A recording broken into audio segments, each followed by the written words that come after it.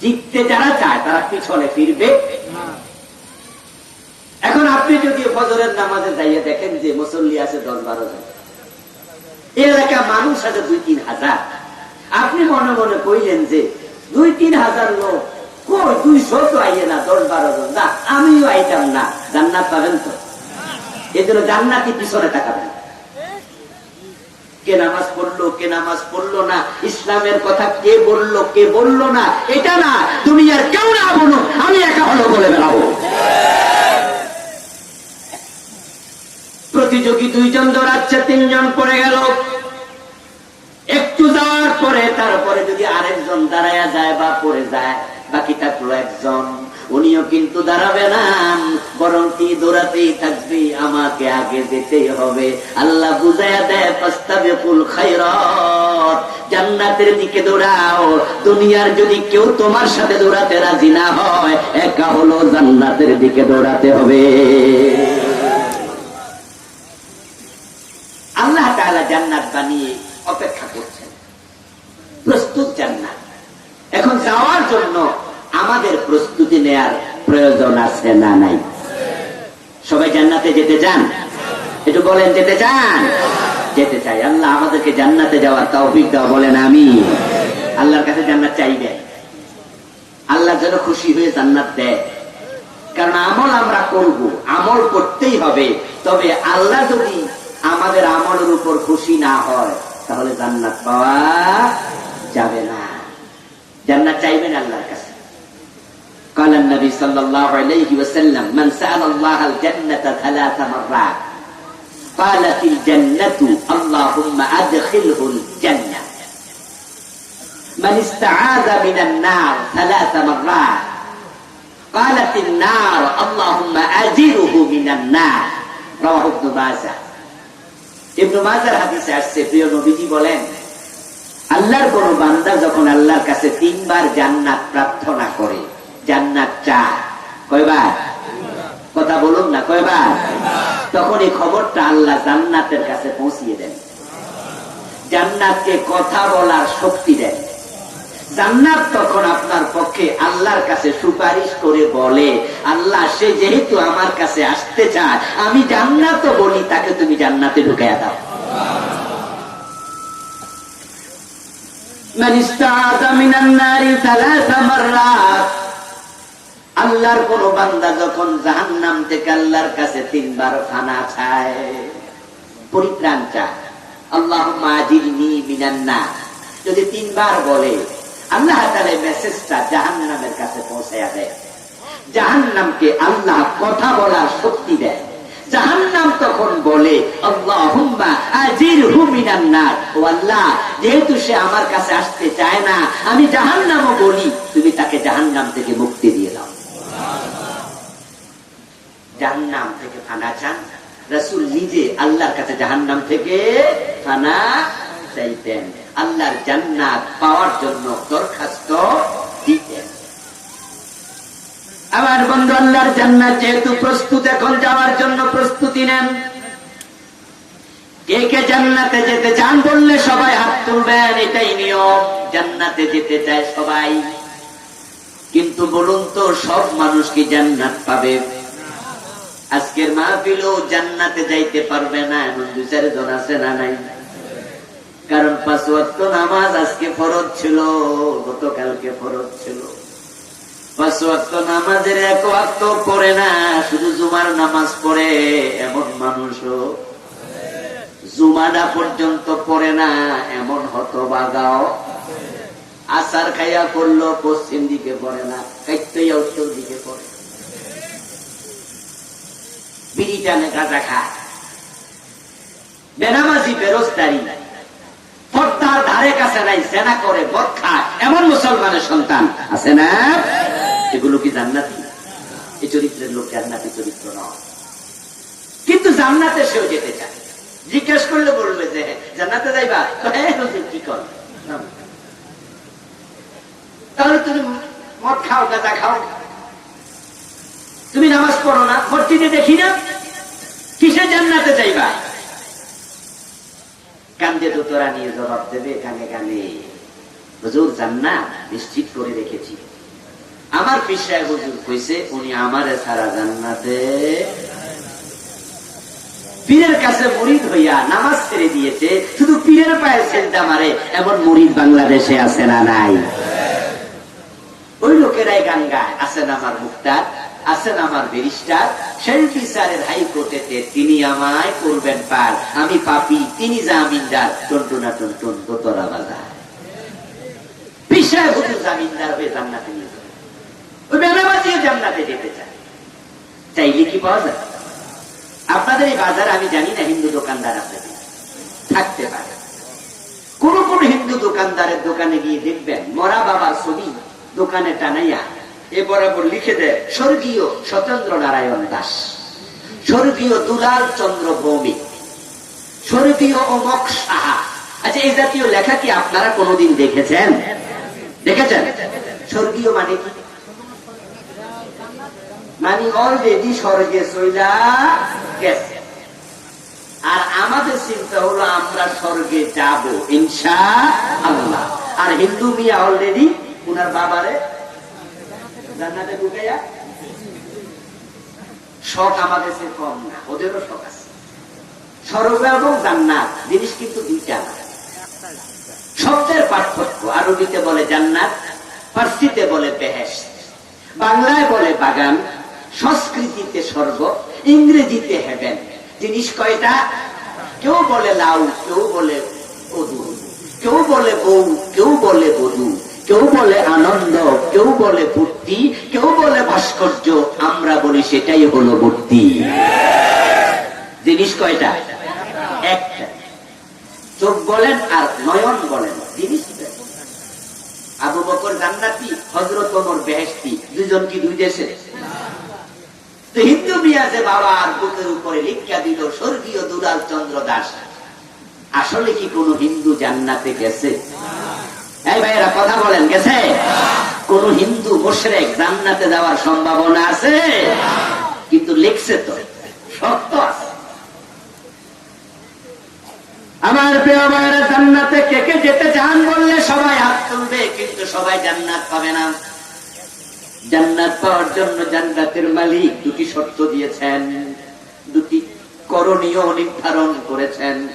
সূরা আল কাহফের 107 নম্বর আয়াতে, সূরা আল বুরুজের 11 নম্বর আয়াতে, কুরআন মাজিদের বিভিন্ন সূরার বিভিন্ন জায়গাতে আল্লাহ তাআলা বারবার বলেছেন ইন্নাল্লাযীনা আমানু ওয়া আমিলুস সলিহাত, নিশ্চয় যারা ঈমান আনবে এবং নেক আমল করবে, লাহুম জান্নাত, তাদের জন্য জান্নাত বানাইছি। আপনাদের কাছে আমি একটু জানবো, আপনারা একটু জানলে জবাব দিয়েন, জান্নাত বানাইছেন কে? সহজ প্রশ্ন, সহজ উত্তর, জান্নাতের মালিক কে? কিয়ামতের দিন জান্নাত দিবেন কে? তো যিনি বানাইলেন, যিনি মালিক, যিনি দাতা, তিনি বলছে জান্নাতে যেতে হলে দুটি কাজ করতে হবে, দুটি শর্ত। 1 নাম্বার ঈমান, 2 নাম্বার নেক আমল। এই দুই শর্ত যদি পূর্ণ না করেন জান্নাত পাওয়ার সম্ভাবনা নাই। আল্লাহ তাআলা এমন এক মহান সত্তা, তিনি যা বলেন সেটাই চূড়ান্ত, তার কথার মাঝে কোনো ডিসকাউন্ট তিনি দেন না। যেমন তিনি বলেছেন ওযু করো, ইযা কুমতুম ইলাস সালাহ ফাগসিলু উজুহাকুম ওয়া আইদিয়াকুম ইলাল মারাফিক ওয়ামসাহু বিরুউসিকুম ওয়া আরজুলাকুম ইলাল কাবাইন। ওযু যখন করবে, নামাজ পড়তে চাও, তাহলে তুমি মুখ ধো, হাত ধো কনুই পর্যন্ত, মাথা মাসে করো, পা ধৌত করো টাকনু পর্যন্ত। ওযুর ফরজ মোট কয়টা? 4টা। এই 4টা ফরজের কথা বললেন কে? আরে ভাই, আল্লাহর নাম জোরে বলেন না, কে বললেন? আচ্ছা, কেউ যদি প্রচন্ড শীতের কারণে পা না ধুইয়া বাকি 3 ফরজ আদায় করে, হাত ধুইলো, মুখ ধুইলো, মাথা মাসে করলো, শীত বেশি ঠেক ধুইল না, নামাজে খারাই গেল, নামাজ হবে কত পার্সেন্ট? কেন? 3টা তো মানছে, কমপক্ষে 75% কই? 50, 20। ওই যে 4টা শর্ত, একটা বাদ দিচ্ছেন, আপনার বাকি 3টার দাম 1 আনাও, কারণ আল্লাহ তার কথার মাঝে ডিসকাউন্ট দেয় না। নামাজ পড়ার জন্য আরকান আহকাম কত ফরজ? 13 ফরজ। মাশাআল্লাহ, কয় ফরজ? যে কেউ যদি 12 ফরজ মানে এক ফরজ বাদ দেয়, নামাজের সওয়াব পাবে কতটুকু? একবারেই বাদ। আল্লাহ তার কথায় কোনো ডিসকাউন্ট দেয় না, যা বলে সেটাই ফাইনাল। কোরআনে আল্লাহ বললেন, সুম্মা আতিম্মুস সিয়ামা ইলাল লাইল, যখন তোমরা রোজা রাখবা সূর্য ডোবা পর্যন্ত, রাত পর্যন্ত রোজা রাখো। প্রচন্ড পিপাসায় পড়া কোন রিক্সাওয়ালা আপনাদের এই গঙ্গাছড়ার বড় মসজিদের খতিব সাহেবের কাছে গিয়ে, ইমাম সাহেবের কাছে গিয়ে বলল, হুজুর সারাদিন রিক্সা চালাইছি, এখন হুজুর যে পিপাসা লাগছে, ক্ষুধা লাগছে, আসরের নামাজ পড়ছি, কিন্তু হুজুর সারাদিনে কামাইছি মাত্র 120 টাকা। গাম্মা অস্থির হয়ে গেছি হুজুর, এখন যদি বিকাল বেলায় রোজা রাখি বাকিটা, তাহলে কামাই করতে আর পারবো না, শরীর কুলায় না। তো চাল কিনলে ডালের টাকা নাই, ডাল কিনলে চালের টাকা নাই, পোলাপান খাবো কেমনে? হুজুর আমি যদি এখন ইফতার করে লাই, এখন বাজতেছে 5:30, আরো 40 মিনিটের মতো সময় আছে, বল টল হইলে রিক্সা চালাইলে তরকারি মরকারি কিনতে পারবো। হুজুর কয়, গরিব মানুষ, ইফতার করে লাও, বিকাল তো হইয়াই গেছে, সওয়াব 80% পাইয়া গেছে। হুজুর ফতুয়া দিলে ওই রিক্সাওয়ালা ইফতার করে নিলে সওয়াব 80% না দেখ, আল্লাহ 60% তো দিব, ঠিক না? আল্লাহ তো দেখছে বেড়া গরিব মানুষ, এবং আজকে ইনকাম কম হয়েছে, তো 14 ঘন্টা রোজা, 13 ঘন্টা তো রাখতেই দিছে, 1 ঘন্টা বাকি আছে, তাহলে সওয়াব 50% তো দিব। কত দিব?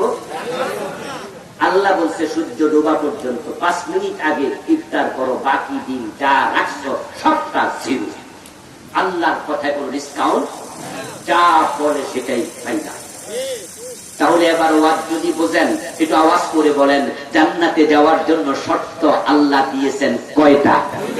তাহলে জান্নাতে যেতে হলে 2 শর্ত পূর্ণ করা দরকার আছে না নাই? 1 নাম্বার ঈমান, 2 নাম্বার নেক। আমার প্রিয় ভাই, এখন বাংলাদেশে ঈমান নামক যে 1 নাম্বার শর্ত, এটার বড় অভাব দেখা দিছে। হাজার হাজার টুপিওয়ালা আছে, দাড়িওয়ালা, পাজামাওয়ালা, পাঞ্জাবিওয়ালা, পাগড়িওয়ালা আছে, কিন্তু ঈমানওয়ালা বড়ই কম।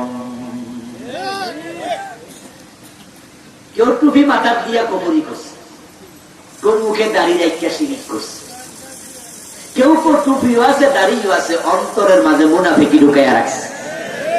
তো কুফর করলে ঈমান কি থাকে?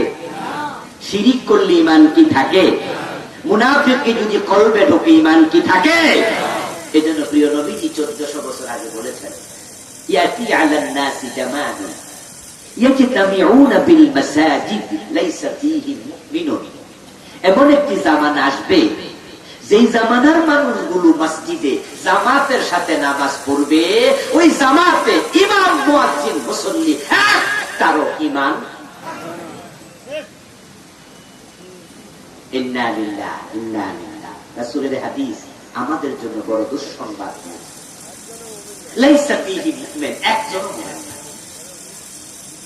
প্রিয় নবীজি বলেছেন, তাকুনু বাইনাস সাআতি ফিতানুন কাকতাইল লাইলিল মুসলিম ইউসবিহু ফীহা আর-রাজুলু মুমিনান ফায়ুমসি কাফিরা। কিয়ামতের আগে এমন এক জামানা আসবে, যে জামানার মানুষগুলো সকাল বেলায় মুমিন থাকবে, সন্ধ্যা বেলায় কাফের হয়ে যাবে। ইয়াতি আলান নাসি জামান আস-সাবিরু মিনহুম আলা দীনিহি আল-কাবিদ আলাল জামার। কিয়ামতের আগে এমন এক জামানা আসবে, দ্বীনের উপরে, ঈমানের উপরে টিকে থাকা হাতের মাঝে আগুনের কয়লা রাখার মতো কঠিন হবে। ওই জামানা কি আসবে না এসে গেছে? হ্যাঁ, যারা প্রকৃত ঈমানওয়ালা তারা ঘরে ঘুমাইতে পারে না, বিনা দোষে ডজন মামলা লইয়া রাস্তা রাস্তায় ঘুরে বেড়াচ্ছে। হক কথা বললে বাড়িতে থাকা যায় না, বিনা দোষে ফাঁসির রশিতে ঝুলাইয়া দেয়, ঠিক কিনা?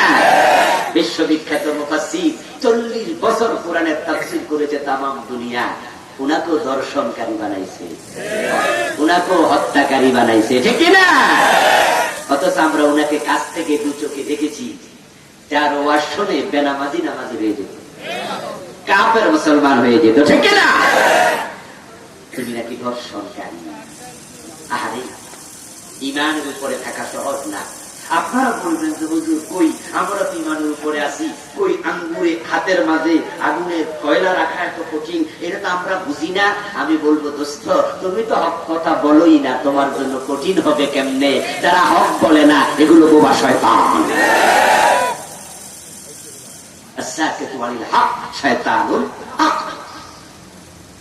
তুমি তো হক বলোই না। ডানে বামে সামনে পিছে তাকিয়ে দেখো কত জুলুম, কত রকমের অনাচার, ব্যভিচার, কামাচার, পাপাচার। তুমি তো চুপ করে থাকো, হক বলো, দেখবে তোমার বিরুদ্ধে মামলা হয়ে যাবে, তুমি বাড়িতে থাকতে পারবা না, ষড়যন্ত্র শুরু হয়ে যাবে। কঠিন কঠিন। ময়না পাখি খাঁচার ভিতরে বন্দী।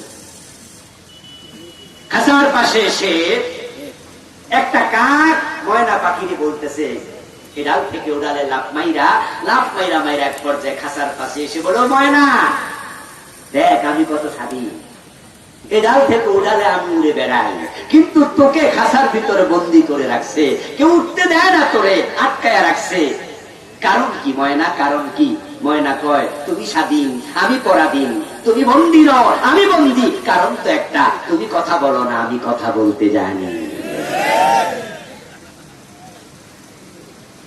নবী সাল্লাল্লাহু আলাইহি ওয়াসাল্লাম 1400 বছর আগে বললেন, এমন জামানা আসবে মানুষ ইয়াজতামিউনা ফিল মাসাজিদ, মসজিদে নামাজ পড়বে, জামাতের সাথে জিকির আজকার করবে, তালিম তারবিয়াত করবে, লাইসা ফীহি মুমিন, কিন্তু তাদের মাঝে একটাও মুমিন নয়। এই মসজিদ বাংলাদেশে আছে কিনা? ইয়েস, আমি চিনি। আছে যেহেতু বলেছেন, আপনারাও হয়তো অনেকে চিনেন। ঢাকার বকশী বাজারে যান, দেখবেন সেখানে মাদ্রাসা আলিয়ার পাশেই কাশগড়ি হল আছে, সেখানে দেখতে পাবেন রাস্তার পাশে কাদিয়ানীদের মসজিদ। কাদিয়ানী নামে একটা সম্প্রদায় বাংলাদেশে আছে, উত্তরবঙ্গেও আছে। কাদিয়ানীদের মসজিদ আছে, ইমাম আছে, মুয়াজ্জিন আছে, 5 ওয়াক্ত নামাজ আছে, কিন্তু তামাম দুনিয়ার আলেম, হক্কানি আলেমদের ফতোয়া কাদিয়ানী মুমিন না কাফের? আপনারা জানেন তো কাদিয়ানী কি? জোরে বলতে হবে আর, কাদিয়ানীরা কি? কাফের। ঢাকার বকশী বাজারের সে মসজিদের ইমাম কাদিয়ানী, মুয়াজ্জিন কাদিয়ানী। যত মুসল্লি তাদের মসজিদে নামাজ পড়তে যায়, সবাইকে গেইটে জিজ্ঞাসাবাদ করে ঢুকতে দেয়। একজন দারোয়ান থাকে অলওয়েজ, যতক্ষণ মসজিদ খোলা ততক্ষণ দারোয়ান আছে। যদি আপনাকে প্রশ্ন করার পরে বুঝতে পারে আপনি মুসলমান, আপনি কাদিয়ানী নন, ঢুকতে দেবে না। তাহলে ইমামও কাদিয়ানী, মুয়াজ্জিনও কাদিয়ানী, মুসল্লি সব কাদিয়ানী। নামাজ পড়লো 5 ওয়াক্ত, ওই জামাতের মাঝে মুমিন আছে কয়জন? আচ্ছা, প্রশ্ন হলো কাদিয়ানী কেন কাফের? কাদিয়ানী যে মাসআলায় কাফের, সেই মাসআলা যদি আল্লাহ না করুক আপনার ভিতরে পাওয়া যায়, আপনার কি ঈমান থাকবে? কাদিয়ানী কাফের হওয়ার কারণ, তারা কোরআন মাজিদের 4টি অক্ষরের সাথে দ্বন্দ্ব তৈরি করেছে, কন্ট্রাডিকশন তৈরি করেছে, সংঘর্ষ বাঁধেছে। আল্লাহ তাআলার একটি মেসেজকে তারা অস্বীকার করেছে। 4টি অক্ষর সম্বলিত সেই মেসেজটি হচ্ছে খা আলিফ তা মিম খাতামান নাবিয়্যিন, বিশ্ব নবী, শেষ নবী। কাদিয়ানীরা বলে না গোলাম আহমদ কাদিয়ানো নবী, নাউযুবিল্লাহ। অথচ গোলাম আহমদ কাদিয়ানের জন্ম 1835 সনে। কোরআন নাজিল হলো আজ থেকে 1400 বছর আগে। 1835 মানে আজ থেকে 250 বছর।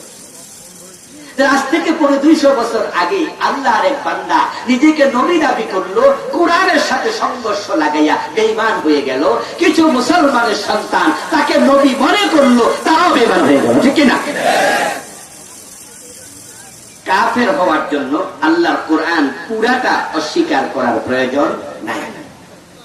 এই পুরা কোরআন যে মানে না সে কাফের। কেউ যদি বলে 15 পারা মানি, 15 পারা মানি না, সেও কি? যদি কেউ বলে 29 পারা মানি, 1 পারা মানি না, সে কি? কেউ যদি বলে পুরাটাই মানি, 1 অক্ষর মানি না, সেও কি? বিসমিল্লাহর বা থেকে মিনাল জিন্নাতি ওয়ান নাসের জিন পর্যন্ত যত হরফ আছে সবগুলো একসাথে গ্রহণ করার নাম হলো ঈমান। একটা মানবেন না ঈমান। অঙ্ক 10 লাইন লম্বা, একজন ছাত্র 10 লাইনে 9 লাইন ঠিক লিখেছে, 1 লাইন ভুল লিখেছে, 10-এর মাঝে কত পাবে? আরেক ছাত্র 5 লাইনে 5 ভুল, বাকি 5 লাইন বিশুদ্ধ, সে পাবে কত? কথা বলেন না কেন? আরেক ছাত্র 9 লাইন ভুল করছে, 1 লাইন ঠিক লিখছে, সে পাবে কত? অঙ্কের নিয়মই হলো কোন ভুল গ্রহণ করা হবে। 10 ভুলে 0, 1 ভুলেও। এই যে আপনারা মোবাইল চালান, এই মোবাইলের মাঝে সিম কার্ড আছে, এয়ারটেল, টেলিটক, গ্রামীণ ফোন, আরো কত কোম্পানি। আপনি যখন যাবেন বাংলাদেশ সরকারের নির্দেশনার আলোকে প্রতিটা কোম্পানি আপনাকে 11 সংখ্যার একটি ডিজিট দেয়। তারপরে আপনার সিম কার্ড ধরে দিয়ে বলবে এইটা ঢুকান মোবাইলের ভিতরে, এই নাম্বারে আপনি কল করুন, দেখবেন যে আপনার রিং যাবে, কল যাবে। আপনাকে 11টি সংখ্যা দিল, 01716 25 18 32, 11 সংখ্যা। আপনি 10টা ঢুকাইলেন, একটা বাদ দিলেন, কিয়ামত পর্যন্ত টিপলে কল যাবে? ওরা দিছে 11টা, তুমি কারবারি করছো কেন? মিয়া এটা বাদ দিছো কেন? তো টিপতে থাকো, মোবাইল নষ্ট হইব, কল বড়। তো আল্লাহ দিল বিসমিল্লাহর বা থেকে মিনাল জিন্নাতি ওয়ান নাসের জিন পর্যন্ত একটি কোরআন। আপনি 4 অক্ষর বাদ দিলেন, এই অধিকার আপনাকে দিল কে? আমার বন্ধু আবার বলুন তো, ইবলিস শয়তান সে মুমিন না কাফের? আল্লাহর কয়টা আইন সে মানে নাই? কয়টা? আদমকে সিজদা করো, ইবলিস বলল না, আর যুক্তি মুক্তি দিল। আল্লাহর আদেশ লঙ্ঘন করার আগে ইবলিস কি কাফের ছিল না মুমিন ছিল? শুধু মুমিনই ছিল না, ফেরেশতাদের সাথে মিশে চলছে। কোন কোন আলেম বলেছেন ফেরেশতাদের ওস্তাদ ছিল। কিন্তু আল্লাহ যখন বললেন তোমরা সিজদা করো, ইবলিস শয়তান করলো না। আল্লাহ তাআলা তখন বলে দিলেন আবা ওয়াস্তাকবারা ওয়া কানা মিনাল কাফিরিন, অস্বীকারী তুই কাফের। কাদিয়ানি আল্লাহর একটা মেসেজ মানে নাই, তাদের ঈমান শেষ। ইবলিস আল্লাহর একটা মেসেজ মানে নাই, নির্দেশ মানে নাই, ঈমান শেষ। এবার আপনাদের কি খবর? একটু বলছি, বুঝলে জবাব দেন। চোর ধরে হাত কাটো, এমন আদেশ কোরআনে আছে না নাই? 52 বছরে কয়দিন কাটছেন? কেন কাটবেন? বাংলাদেশে তো কোনো চোর টোর নাই, ঠিক না? কি চোর আছে? না না, চোর সব ডাকাইতে গেছে।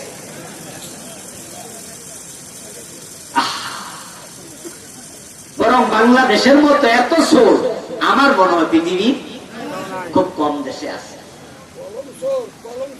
আহারে চোর! এজন্য তো আমাদের বঙ্গবন্ধু, যিনি অনেক বড় স্বপ্ন নিয়ে দেশটা স্বাধীন করছে, জীবনের ঝুঁকি নিয়ে তিনি স্বাধীনতার ঘোষণা দিচ্ছেন। 7ই মার্চের ভাষণ। যদি দেশটা স্বাধীন না হতো, আচ্ছা বঙ্গবন্ধুকে কি পাকিস্তানিরা ফাঁসি দিয়ে দিত না? কি বোঝেন আপনারা? রাজনীতি সামান্য বুঝলেও তো বলবেন। যদি দেশটা স্বাধীন না হতো, বঙ্গবন্ধুরে কি টিক্কাখানারা ছেড়ে দিত? নিশ্চয় মেরে দিত। যে শহীদ জিয়াউর রহমান স্বাধীনতার ঘোষণা দিছে, সেনাবাহিনীর লোক ছিল। আচ্ছা উনি কোন দেশের সেনাবাহিনী ছিল স্বাধীনতার ঘোষণা যখন দেয়? যারা বলতেন তারা বলতে হবে। যখন ঘোষণাটা দেয় তখন কি দেশ স্বাধীন ছিল? তাহলে তখন কোন দেশের সেনাবাহিনী ছিল? পাকিস্তানের। আচ্ছা যদি দেশটা স্বাধীন না হইতো, তাহলে সেনা আইন ওনাকে রাষ্ট্র ধরে বানিয়ে। তাইলে যারা স্বাধীনতার যুদ্ধ করছে ওদের জীবনের অনেক ঝুঁকি ছিল। স্বাধীন হয়ে গেছে তো তাই টেনশন নাই, না হইলে বিপদ। যে বঙ্গবন্ধু স্বপ্ন নিয়ে দেশটাকে স্বাধীন করলো, সোনার বাংলা নামও দিল, কয়দিন পর ওনার স্বপ্নটা ভেঙে গেল। আফসোস করে বললেন, মানুষ পায় স্বর্ণের খনি, আমি পাইছি। আমার সামনে চোর, পিছে চোর, ডানে চোর, বামে চোর। এই মন্ত্রী 7 কোটি মানুষ, 7 কোটি কম্বল আইছে, আমারটা কই? স্যার এইটাও চুরি হয়ে গেছে। এবার আপনাদের কাছে আমি জানতে চাই, চোর কি বর্তমানে কমেছে না বেড়েছে? আগে যারা চুরি করতো দেশের টাকা দেশে রাখতো, এখন দেশের টাকা চুরি করে কানাডায় বাড়ি বানাচ্ছে, বেগম পাড়া দেশের টাকা সব বাড়ি আমেরিকায় বাড়ি বানাচ্ছে। এত চোর, কিন্তু আল্লাহ তাআলা বলছেন আস-সারিকু ওয়াস-সারিকাতু ফাকতাউ আইদিয়াহুমা, চোর নারী হোক পুরুষ হোক হাত কেটে দাও। আল্লাহর এই আদেশ 52 বছরের বাংলাদেশে একবারও মানা হয়। শয়তান মানে নাই আল্লাহর আদেশ কয়টা? তাহলে বাংলাদেশে 52 বছরে একটা পাওয়া যায়। আচ্ছা, জেনা করলে 100 বেত লাগাতে হবে এমন আইন আল্লাহর কোরআনে আছে না নাই? সূরা নূরে আছে, জানিয়াতু ওয়াজ-জানি ফাজলিদু কুল্লা ওয়াহিদিন মিনহুমা মিআতা জালদা। বাংলাদেশে জেনাকারী নারী পুরুষ আছে কিনা? 100 বেত কয়দিন লাগাইছে? বিবাহিত হলে পাথর মারো এমন আইন হাদিসে আছে, কিন্তু বাংলাদেশে বিবাহিত জেনাকারী কি একদিনও তো পাথর মারেনি। আল্লাহ তাআলা বলেন আলা লাহুল খালকু ওয়াল আমর। কাদিয়ানি মানে না খা আলিফ তা মিম 4 অক্ষর, আর আল্লাহর এই আয়াতে আছে অক্ষর 15টা। আলা লাহুল খালকু ওয়াল আমর, এই 15 অক্ষর 52 বছরে বাংলাদেশের কেউ মানে নাই। বাংলা অর্থ হলো সাবধান, সৃষ্টিজার, আইন চলবে শুধুই তার। 52 বছরের বাংলাদেশ আল্লাহর আইন কি একদিন চলেছে? আমি আপনাদের কাছে জানতে চাইবো, দয়া করে জবাব দিয়েন, সৃষ্টিকার? আরো জোরে বলুন, সৃষ্টিকার? তাহলে আইন চলবে কার? চলছে কি আল্লাহর আইন না ব্রিটিশ আইন? তো ব্রিটিশ আইন মানলে আল্লাহর গোলাম হইলেন কেমন?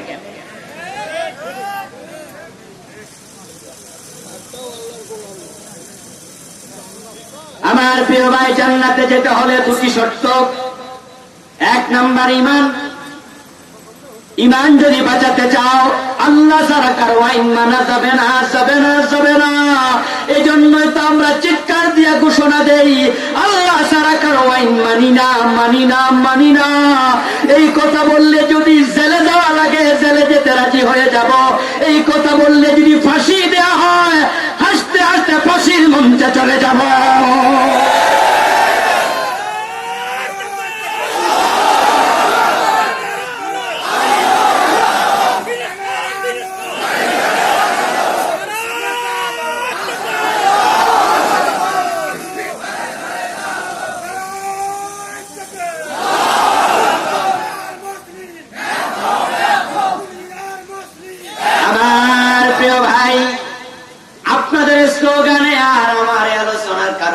ইনশাআল্লাহ আগামীকাল থেকে দেশে কোরআনের আইন চালু হয়ে যাবে, হবে না?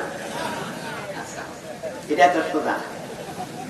যেখানে একটু ওয়াজ করে দিলে আমার আপনার একটা মিছিল করে দিলেন, ইসলাম কায়েম হলো। এত সোজা? আচ্ছা, হলো না। এখন কেউ প্রশ্ন করবে, হুজুর যদি নাই হয় ওয়াজ, এটা করে লাভটা কি? অন্য ওয়াজ করলে তো কাম হতো।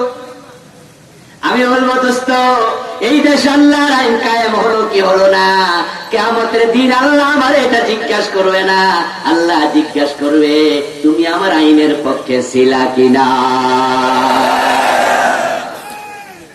কথা কি বোঝেন আমার? এই দেশে যদি আল্লাহর আইন কায়েম না হয়, এই জন্য আল্লাহ আমার ধরবে না। আল্লাহ যখন চান তখন হবে, কিন্তু আমি আল্লাহর আইন ছাড়া কারো আইন মানব না। এই কথার উপর মরতে চাই, এটা ঈমান নিয়ে বলা যাবে ইনশাআল্লাহ। কুফর করলে ঈমান থাকে না, কুফর করা যাবে না। আর কুফর করার জন্য পুরা কোরআন অমান্য করা লাগে না, এক আইন অমান্য করলেই কাফের। আচ্ছা, আপনাদের এলাকায় বিষ খেয়ে মারা যায় এমন কিছু হতভাগা আছে কিনা? আচ্ছা, যে বেটা বিষ খেয়ে মারা গেল, এই খবর আপনার কানে আসলো, আপনি কি এটা শুনে বুঝলেন বেটা নিশ্চয় 1 মণ বিষ খাইছে, আধা মণ বিষ খেয়েছে? আপনি বুঝছেন যে আসলে বিষ খেয়ে যদি কেউ মরে, হে বেটা 1 গ্লাসও খাওয়া লাগে না, অল্প খাইলেই কাফের হওয়ার জন্য পুরা কোরআন স্বীকার করা লাগে না।